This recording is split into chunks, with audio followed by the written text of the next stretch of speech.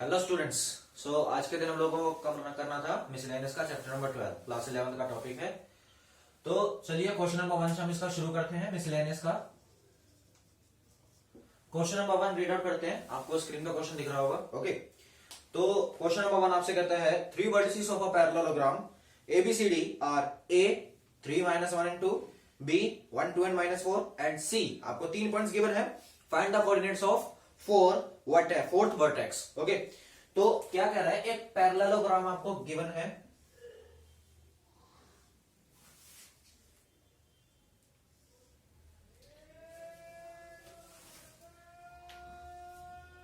ये आपका पैरेललोग्राम है। ये पॉइंट है आपका A, B, C और D। यहां पे मैं अगर आपका A कोऑर्डिनेट जिन्होंने बोल रखा है वो बोल रखा है 3 -1 and 2। आपको जो B कोऑर्डिनेट बोल रखा है वो बोल रखा है 1 2 and -4। C कोऑर्डिनेट बोल रखा है -1 1 and 2 और D कोऑर्डिनेट आपको निकालना है। तो मैं इसको कर देता हूं x2 y2 z2। Sir x1 y1 z1 क्यों नहीं करा, कर लो, कोई टेंशन नहीं, ठीक है। तो सबसे पहले मैं यहाँ पे लिख देता हूं भाई, A कोऑर्डिनेट आपका है यहाँ पर 3 -1 and 2। जो B कोऑर्डिनेट है वो आपका है 1 2 and -4। जो C कोऑर्डिनेट है वो है आपका -1 1 and 2। D कोऑर्डिनेट जो मैंने लेट किया है वो करा है x2 y2 and z2। Okay, तो देखो पैरेललोग्राम में आपको, और ये आपका मिडिल पॉइंट है, ठीक है, सेंटर पॉइंट, जिसे मैं M से डिनोट कर देता हूं। अब क्या चीज है कि मैं यहाँ पे ऐसा कंसिडर करता हूं कि ABCD आपके 4 पॉइंट दिए गए हैं। क्या खासियत होती है ऐसी कि आखिरकार आपका पैरेललोग्राम जिसके अपोजिट साइड्स होते हैं वो बराबर होते हैं। ये चीज आप सभी लोग जानते हो कि उसके जो अपोजिट साइड्स होती है वो क्या होती है आपकी, बराबर। लेकिन हम इसका फोर्थ कोऑर्डिनेट कैसे निकाले, फोर्थ वर्टेक्स इसका कैसे निकाले। वर्टेक्स का मतलब होता है कोना, ये कोना। ओके, तो आखिरकार उसको वर्टेक्स का पॉइंट कैसे निकाले, कोऑर्डिनेट कैसे निकाले। तो सिंपल सी मेरे को एक बात बताओ, हमारे पैरेललोग्राम की पता है 2 खासियत होती है। कौन कौन सी, मैं यहां पे लिख देता हूं। सबसे पहली बात, opposite sides are equal. Opposite sides जो होती है वो क्या होती है, इक्वल।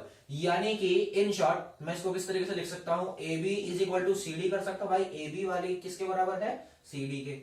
या फिर दूसरे तरीके से भी लिख सकता हूं कि मेरा AD इज इक्वल टू क्या है, BC। AD is equal to है BC। इसकी सेकंड खासियत होती है कि इसके डायगोनल्स भी क्या होते हैं, डायगोनल्स क्या होते हैं, इसके डायगोनल्स भी इक्वल होते हैं। होते हैं कि नहीं होते। अब इसकी चीज में हम लोग यहाँ पे क्या करेंगे, इसका जो सेंटर पॉइंट होता है, ठीक है, जो इसका सेंटर पॉइंट होता है वो एकदम सेम पॉइंट पे बैठेगा क्योंकि डायगोनल्स आपके सेम आ रहे हैं। तो सबसे पहले मैं यहां पर क्या निकालता हूं,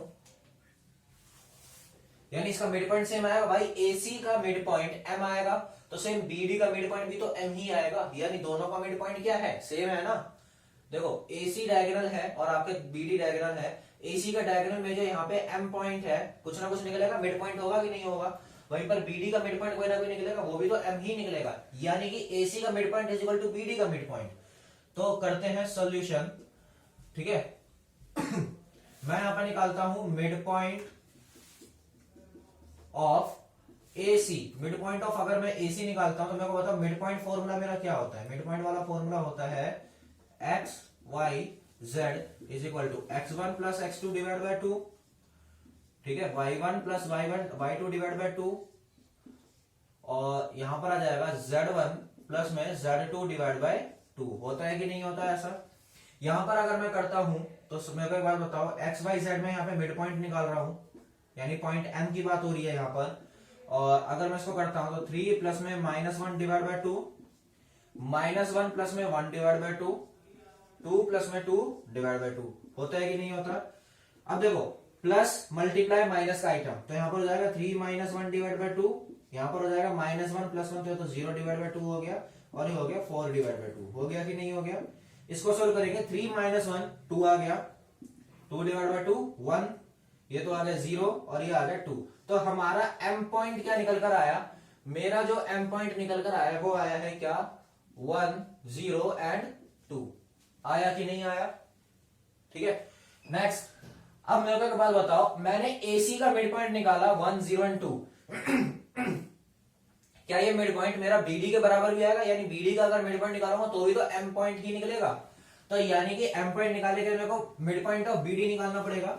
यानी कि अगर मैं इसको करता हूं mid point of BD, mid point of BD अगर मैं यहां पे करता हूं तो यहां पर आ जाएगा भाई m की वैल्यू निकाली जा रही है XYZ, x1 प्लस में x2। अब समझ में आया यहां पर मैंने x2 क्यों लिखा। 1 प्लस में यहां पर आ जाएगा 1 प्लस में x2 डिवाइड बाय 2, 2 प्लस में y2 divide by 2, 2 plus y2 divide by 2, -4 plus z2 divide by 2। अच्छा मेरे को एक बात बताओ, मेरे को m की वैल्यू तो ऑलरेडी पता है कि नहीं पता है। x की वैल्यू मेरे को पहले पता है 1 है, y की वैल्यू मेरे को पहले पता है 0 है, और z की वैल्यू मेरे को पहले पता है 2 है। m की वैल्यू ऑलरेडी गेट इट है। तो हम लोग यहाँ पे क्या करेंगे, x कोऑर्डिनेट अलग, y कोऑर्डिनेट अलग और z कोऑर्डिनेट अलग को सॉल्व करेंगे। यानी कि x के कोऑर्डिनेट यहाँ पर आ रहा है 1 is equal to 1 plus x2 divide by 2, क्योंकि x की वैल्यू क्या है मेरी वहां पे m पॉइंट पे 1 के बराबर। यहां पर हम करते हैं y की वैल्यू किसके बराबर है 0, तो 0 is equal to 2 plus y2 divide by 2, और यहां पर किसके बराबर है, जो मेरा z है वो मेरा 2 के बराबर है, यानी 2 इज इक्वल टू -4 प्लस में z2 डिवाइड बाय 2।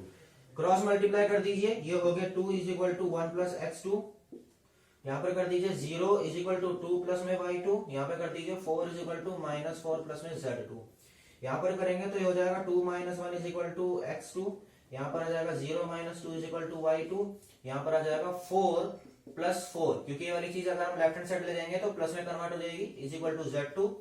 x2 की वैल्यू क्या निकल कर आई 1, y2 की वैल्यू क्या निकल कर आई -2, और z2 की वैल्यू क्या निकल कर आई 8। यानी कि x2, y2 और z2 की वैल्यू क्या निकल कर आ रही है 1 - 2 एंड 8। क्या वैल्यू निकल कर आई 1 - 2 एंड 8। यही आपका क्या है फाइनल आंसर है। Okay, so pause the video to note it down. चलिए आगे बढ़ते हैं।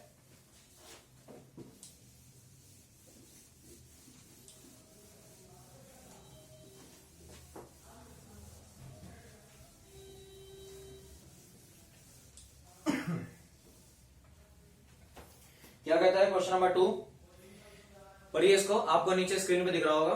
तो क्या कहता है, find the length of the median of the triangle with vertices A, B and C। C point आपको 6 0 0 दिया गया है। ओके, आपको 3 मीडियंस दिए गए हैं, आपको आपको 3 कोऑर्डिनेट्स दिए गए हैं A, B, C, 3 वर्टिसेस आपको दे दिए गए हैं।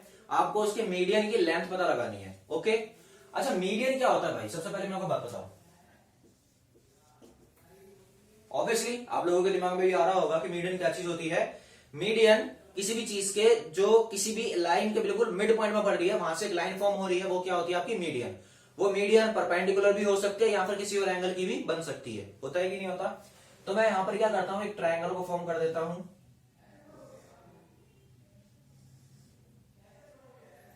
ये है A, ये है B, ये है C। ओके, ये है A का मीडियन, ये B का, और ये सॉरी टेढ़ी लाइन चली गई C का। ओके, ये आपको 3 कोऑर्डिनेट्स यहां पर आपको दिए गए हैं। यहां पे मैं इसको कर देता हूं D पॉइंट, इसको कर देता हूं E पॉइंट, और इसको कर देता हूं F पॉइंट। अब आपको पता है क्या पता लगाना है, आपको पता लगाना है जो मीडियन की लेंथ, यानी length of AD, length of BE, length of CF, ये आपको पता लगाना है। ओके, सबसे पहले मैं यहाँ पे A, B, C कोऑर्डिनेट जो मेरे को दिए गए मैं उसको नोट डाउन कर लेता हूं। ये है A, आपको दिया गया है 0 0 6। जो आपको B पॉइंट दिया गया है, क्या दिया गया है 0 4 0। मेरे को C पॉइंट जो दिया गया है वो दिया गया है 6 0 0। ये है 0 0 6, ये है 0 4 0 और 0 4 0, और ये है 6 0 0। चलिए, तो मेरे को पता मीडियन है, यानी कि जो हमारा B और C का मीडियन का पॉइंट बन रहा है D, A और C का मीडियन पॉइंट क्या बन रहा है E, और A और B का मीडियन पॉइंट क्या बन रहा है F। ये आप लोग जानते हैं। मीडियन मैंने आपको ऑलरेडी बताया था कि मीडियन क्या चीज होती है आपकी, जो चीज कोई भी सेंटर में पड़ रही हो, किसी भी एक लाइन के बिल्कुल जस्ट बीचों बीच में पड़ रही हो। ओके, जो बिल्कुल जस्ट बीचों बीच में पड़ रही हो। होता है कि नहीं होता। तो सबसे पहले अगर मेरे को D का कोऑर्डिनेट निकालना, बताओ क्या D वाला पॉइंट B और C वाली लाइन के जस्ट बीचों बीच में पड़ रहा होगा, नहीं पड़ रहा होगा, बिल्कुल जस्ट मिडिल पार्ट में पड़ रहा होगा, नहीं पड़ रहा होगा, हाँ जी पड़ रहा होगा सर। तो मैं क्या इसका मिड पॉइंट ऑफ BC निकाल सकता हूं, तभी तो मेरा D का कोऑर्डिनेट आ जाएगा। तो सबसे पहले आप लिखिए मिड पॉइंट फॉर्मूला आपका क्या होता है, क्योंकि हम इसके अंदर मिड पॉइंट फॉर्मूला यूज करने वाले हैं, तो मिड पॉइंट फॉर्मूला आपको पता होना चाहिए। मिड पॉइंट फॉर्मूला होता है x y z is equal to x1 plus में x2 divide by 2, y1 plus में y2 डिवाइड बाय 2, और यहाँ पर है z1 प्लस में z2 डिवाइड बाय 2। ओके जी। यहाँ पर अगर मैं करता हूं तो b और c, b वाले को x1 y1 z1, c वाले को x2 y2 z2 कंसिडर कर लेता हूं, और मेरे को यहाँ पे निकालना है d कोऑर्डिनेट यानी x y z निकालना है। तो अगर मैं इसको करता हूं तो 0 प्लस 6 डिवाइड बाय 2, यहाँ पे आ जाएगा 4 प्लस 0 डिवाइड बाय 2 और 0 प्लस 0 डिवाइड बाय 2। क्या वैल्यू निकल कर आई आपकी यहाँ पर 6 divide by 2, 4 divide by 2, 0 divide by 2, यानी कि हमारी यहाँ पे वैल्यूज निकल कर आ रही हैं 3 2 0। क्या निकल कर आई 3 2 0। ये हमारा डी पॉइंट हो गया। बात करते हैं हमारा डी कोऑर्डिनेट यहाँ पे निकल कर आ गया। ऐसे हमें और दो कोऑर्डिनेट्स निकालने पड़ेंगे। कौन कौन से कोऑर्डिनेट्स? पहला होगा ई, दूसरा होगा एफ। ओके, तो यहाँ पे मैं निकालता हूं, अगर मैं यहाँ पे ई कोऑर्डिनेट निकालता हूं, देखो ई वाला पॉइंट मेरा किस किस के बीच में पड़ रहा है, कौन सी लाइन के बीच में? पहला ए कोऑर्डिनेट और दूसरा सी कोऑर्डिनेट के बीच पड़ रहा है कि नहीं पड़ रहा है? ए और सी के बीच पड़ रहा है ई कोऑर्डिनेट। तो मेरे को ई का एक्स वाई जेड निकालना है। क्या आता है? फॉर्मूला अप्लाई करो, x1 plus x2 divide by 2, यानी कि 0 प्लस 6 डिवाइड बाय 2। यहां पे करेंगे 0 plus 0 divide by 2, 0 plus 0 divide by 2, और यहां पे करता हूं 6 plus 0 divide by 2, 6 plus 0 divide by 2, यानी कि मेरी वैल्यूज क्या निकल कर आएंगी 6 divide by 2, 0 divide by 2, 6 divide by 2। Coordinates क्या आए निकल के? वो आए 3 0 3। क्या निकल कर आए 3 0 3। ई पॉइंट हो गया मेरा 3 0 3। नेक्स्ट, अगर मैं एफ का कोऑर्डिनेट निकालता हूं, बताओ मेरे को ये लास्ट कोऑर्डिनेट निकालना है एफ। एफ कौन सी लाइन के मीडियन बन रहा है? बन रहा है ए और बी के। ए और बी का कोऑर्डिनेट बन रहा है, यानी कि मेरे को एफ का एक्स वाई जेड निकालना है। एफ का एक्स वाई जेड मेरे को यहां पे निकालना है। क्या है? 0 plus 0 divide by 2, 0 plus 4 divide by 2, 6 plus में 0 डिवाइड बाय 2। ओके, यहां पर अगर हम करेंगे तो 0 divide by 2, 4 divide by 2, 6 divide by 2। यहां पर आ गया आपका 0 2 एंड 3। ये आपकी दो वैल्यूज, तीन वैल्यूज निकल कर आएगी 0 2 एंड 3। अब आपके पास सारे कोऑर्डिनेट्स यहां पर आपको निकल कर दे दिए गए हैं, है कि नहीं है? आपको पता लगाना की मीडियन की लेंथ क्या भाई साहब, ये पता लगानी है आपको। मीडियन की लेंथ कैसे निकलेगी? वो निकलेगी ए और डी। ये वाला आपका मीडियन है, ए और डी मीडियन लाइन पड़ रही है कि नहीं पड़ रही है? तो मेरे को ए और डी के बीच का डिस्टेंस पता लगाना पड़ेगा। मेरे को बी और ई के बीच का डिस्टेंस पता लगाना होगा, और ऐसे ही सेम सी और एफ के बीच का डिस्टेंस मेरे को यहाँ पे पता लगाना होगा। ओके, तो यहाँ पे मैं लगाता हूँ, अब डिस्टेंस फॉर्मूला इस्तेमाल होगा। तो डिस्टेंस फॉर्मूला क्या होता है? मैंने आप लोगों को फर्स्ट लेक्चर में बता दिया था। वो होता है x y z is equal to, यहां पर होता है रूट x2 माइनस x1 का होल स्क्वायर प्लस में y2 माइनस y1 का होल स्क्वायर प्लस में z2 माइनस z1 का होल स्क्वायर। होता है कि नहीं होता? होता है ना? तो अप्लाई करो। सबसे पहले आप distance between A and D निकालिए। तो आप यहां पे निकाल रहे हो ए और डी का बीच का डिस्टेंस, तो क्या होगा? यहां पर मैं इसको करता हूं रूट 3 माइनस 0 का होल स्क्वायर प्लस में 2 माइनस 0 का होल स्क्वायर प्लस में 0 माइनस 6 का होल स्क्वायर। सर हम लोग क्या इसको पहले 0 ले सकते हैं? हाँ ले सकते हो, कोई बात नहीं। 0 माइनस 3 का होल स्क्वायर कर दीजिए, 0 माइनस 2 का होल स्क्वायर कर दीजिए, 6 माइनस 0 का होल स्क्वायर कर दीजिए, कोई प्रॉब्लम नहीं है। आंसर सेम आएगा। क्यों? क्योंकि अगर आपका आंसर नेगेटिव में तो आएगा नहीं, ये बात तो फैक्ट है। क्यों? नेगेटिव वाली चीज को कौन कन्वर्ट कर देता है? स्क्वायर पॉजिटिव में कन्वर्ट कर देता है। होता है कि नहीं होता? तो आपको प्लस माइनस से कोई मैटर नहीं पड़ना चाहिए यहाँ पे। क्लियर? तो यहाँ पे अगर मैं करता हूं तो एडी हो जाएगा आपका 9 प्लस में 4 प्लस में माइनस 6 का स्क्वायर 36 यूनिट्स, यानी कि 9 प्लस 4 13, और यहां पे आ गया आपका 49 यूनिट्स। तो 49 यूनिट्स मतलब 7 यूनिट्स के इक्विवेलेंट है कि नहीं है? हाँ जी सर है। तो अब मेरे को पता लगाना है ए और डी के बीच का डिस्टेंस कितना निकल कर आया भाई? 7 निकल कर आया। सेकंड डिस्टेंस मेरे को पता लगाना है बी और ई के बीच का। भाई ये भी तो मेरा मीडियन है।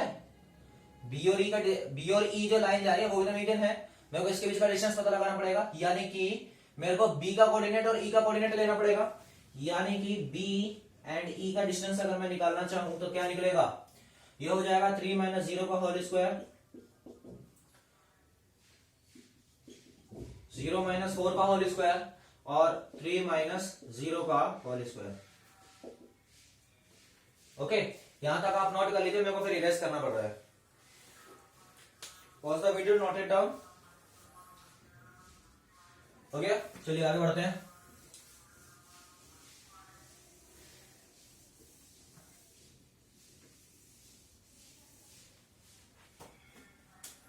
बी और ई अगर मैं यहां पे निकालता हूं तो मेरा बी और ई किसके बराबर आएगा, यहां पर आ जाएगा √3 का होल स्क्वायर प्लस में -4 का होल स्क्वायर प्लस में यहां पर आ जाएगा 3 का होल स्क्वायर, यानी कि √9 + 16 + 9 वैल्यू क्या आ गई आपकी यहां पर 25 + 9 34, वैल्यू आ गई आपकी √34 यूनिट्स। ओके, √34 को मैं फैक्टर नहीं बना सकता।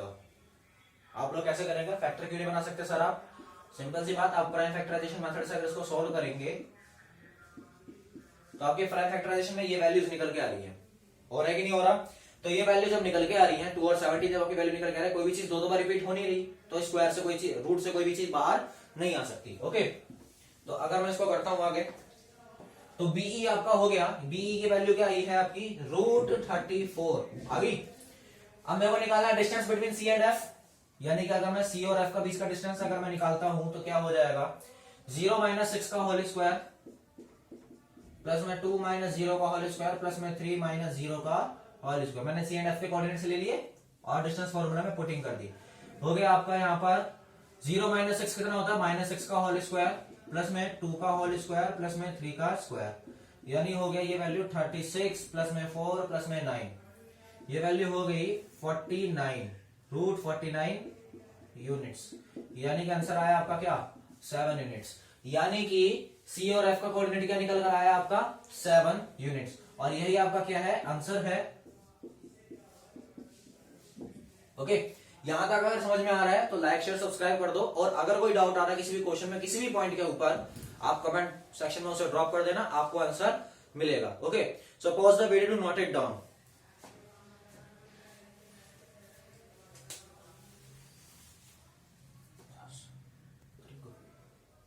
चलिए हो गया, आगे बढ़ते हैं।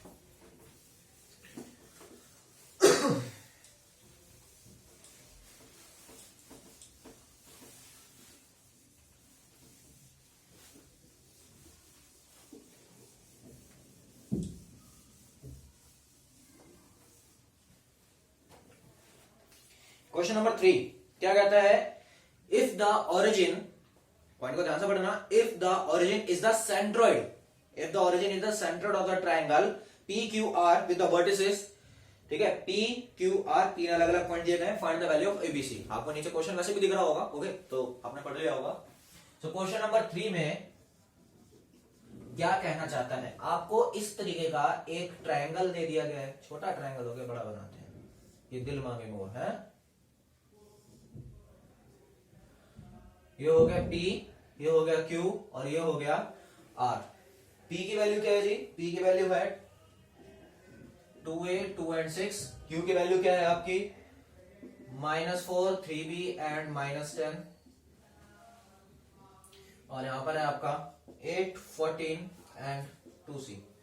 ओके, अब ये कह रहा है कि सेंट्रोइड, सेंट्रोइड का मतलब होता है ये बिल्कुल सेंटर पॉइंट जहां पे तीनों मीडियंस, अभी मैंने आपको जस्ट मीडियन वाला क्वेश्चन करवाया था, सेंट्रोइड किसको कहते हैं, लास्ट क्वेश्चन आपका कुछ इस टाइप का था, है ना,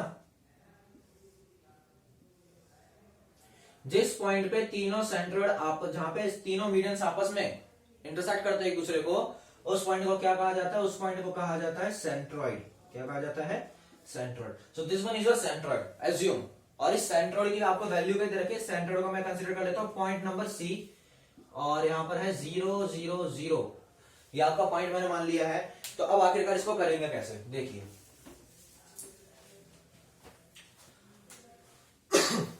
तो आप सब ये कह रहा है कि find the value of A, B and C। अच्छा मेरे को बात बताओ कि यहां पर पहले मैं पॉइंट्स लिख देता हूं, वरना बेचारा ट्रायंगल बुरा मान जाएगा। 2a 2 and 6, Q है -4 3b एंड -10, और R है 8 14 एंड 2c, है कि नहीं है। आपको एक C पॉइंटर दिया गया सेंट्रोइड का, वो है 0 0 0, ओरिजिन का मतलब क्या है 0 0। ओके, अब मेरे को एक बात बताओ, सेंट्रोइड का फॉर्मूला क्या होता है, सेंट्रोइड ऑफ ट्राइंगल यानी एक्स वाई जेड आपका क्या होता है, वो होता है x1 प्लस में x2 प्लस में x3 डिवाइड बाय 3।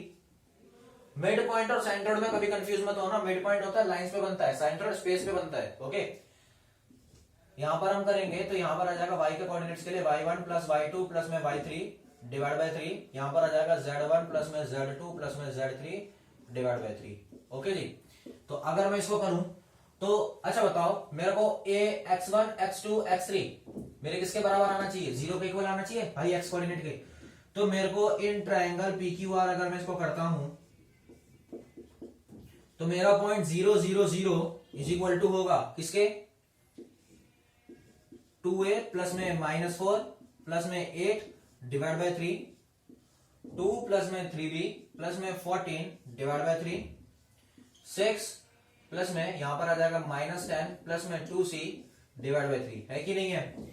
अब मेरे को बात बताओ भाई, ये x का कोऑर्डिनेट है, ये y का कोऑर्डिनेट है और ये z का पॉइंट है कि नहीं है। यहाँ पे भी x y z दिए गए हैं, तो हर किसी को अगर मैं कंपेयर कर लेता हूं तो कंपेयर करने पर क्या चीज होगी, यहां पर आ जाएगा 0 is equal to 2a minus 4 plus में 8 डिवाइड बाय 3। y के कोऑर्डिनेट्स के लिए सॉल्व करते हैं तो ये हो जाएगा 0 इज इक्वल टू 2 प्लस में 3b प्लस में 14 डिवाइड बाय 3। और अगर c का करता हूं तो 0 इज इक्वल टू हो जाएगा 6 प्लस और माइनस 10 प्लस में 2c divide by 3। Okay, cross multiply कर दीजिए इसको, ये हो गया 0 इज इक्वल टू -4 प्लस 8 तो हो गया 2a प्लस 4। क्रॉस मल्टीप्लाई इसको भी, ये हो गया 0 इज इक्वल टू 2 प्लस 14। देखो कई सारे स्टूडेंट्स गलती कर देते हैं, वो 3b को 14 में कर देते हैं, वो कर देते हैं 3b प्लस 14, ऐसा होता नहीं है। जो कांस्टेंट वैल्यूज होती है, कांस्टेंट वैल्यूज को हमेशा ऐड लेस सबट्रैक्ट डिवाइड करा जाता है, कांस्टेंट के साथ करा जाता है, ऐड और लेस तो होता है। ओके, तो ये हो जाएगा 16 प्लस में 3b, और अगर इसको क्रॉस मल्टीप्लाई करते हैं तो हो जाएगा 0 is equal to 6 minus 10 -4 plus में 2c। यहां पर अगर मैं इसको कर दूं तो 4 मेरा चला जाएगा लेफ्ट हैंड साइड पे, तो माइनस में कन्वर्ट हो जाएगा 2a, यानी a की वैल्यू क्या आ गई -4 डिवाइड बाय 2, यह कटेगा तो आंसर आया -2। यहां पर अगर मैं इसको करता हूं तो मेरा 16 अगर इस साइड चला गया तो आ गया माइनस का 16 इज इक्वल टू 3b, तो मेरे b की वैल्यू क्या निकल कर आई -16 डिवाइड बाय 3। और अगर मेरा 4 इस साइड पर आ गया लेफ्ट हैंड साइड पे तो हो जाएगा प्लस का 4 इज इक्वल टू 2c, यानी c की वैल्यू होगी 4 डिवाइड बाय 2, यहां पर आंसर आ गया आपका 2। यानी कि मेरी abc की वैल्यू क्या निकल कर आ रही है, मेरे abc की वैल्यू निकल कर आ रही है -2 -16 डिवाइड बाय 3 और 2। ओके, ये है आपका यहां पर answer. Okay, so pause the video to note it down. चलिए आगे बढ़ते हैं।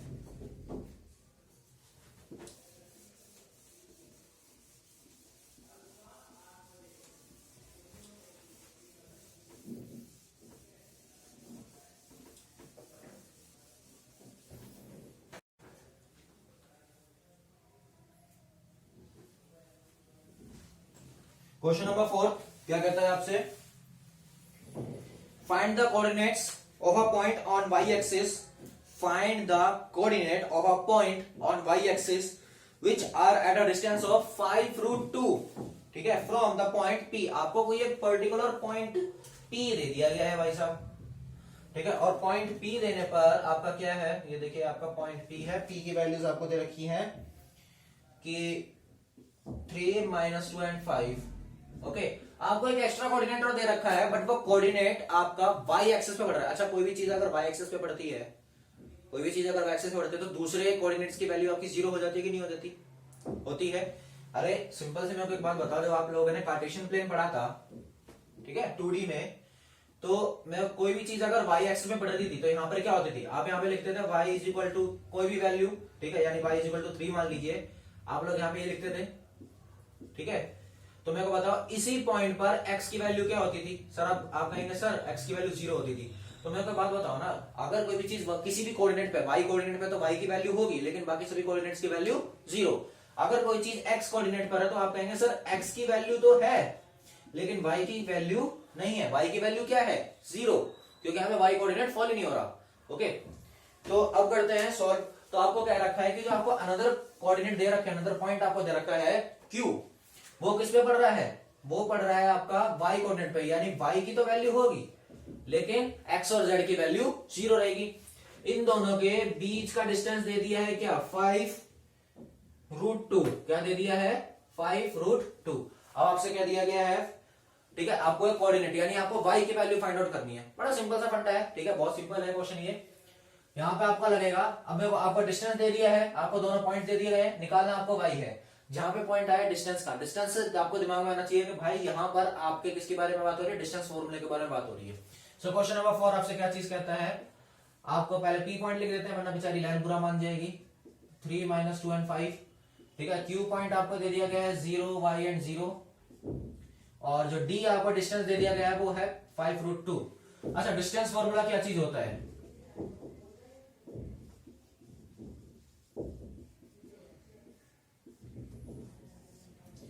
वो है x2 - x1 का होल स्क्वायर प्लस में y2 - y1 का होल स्क्वायर प्लस में z2 - z1 का होल स्क्वायर। यही होता है कि नहीं होता।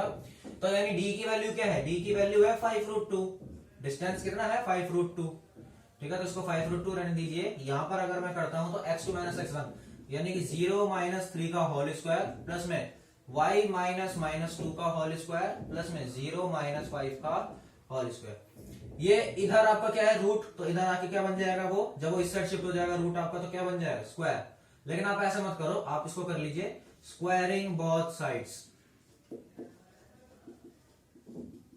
बात वही पड़ेगी।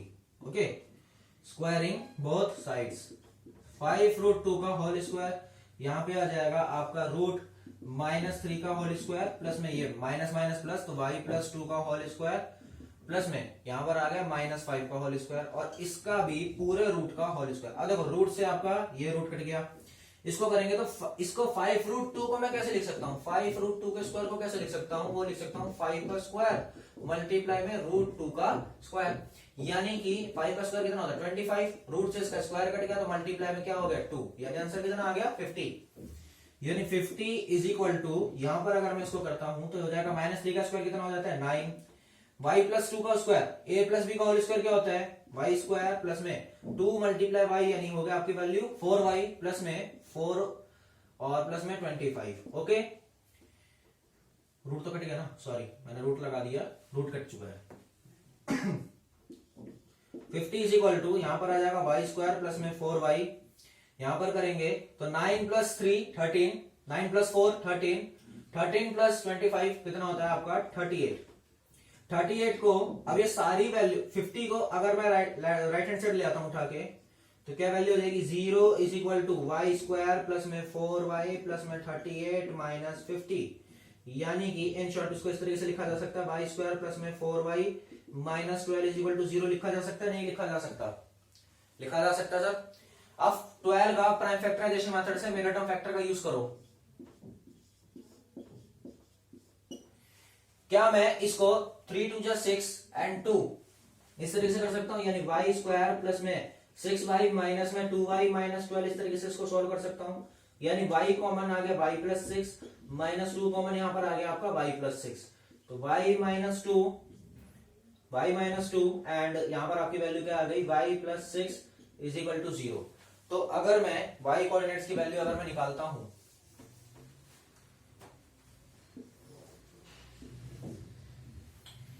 तो y - 2 is equal to 0 and second आ जाएगा y + 6 is equal to 0, y is equal to क्या हो गया 2 और y इज इक्वल टू क्या हो गया -6। ओके, और ये दोनों वैल्यूज ही आपकी सही है, यानी y की वैल्यू 2 भी हो सकती है एंड y की वैल्यू -6 भी हो सकती है। So pause the video to note it down.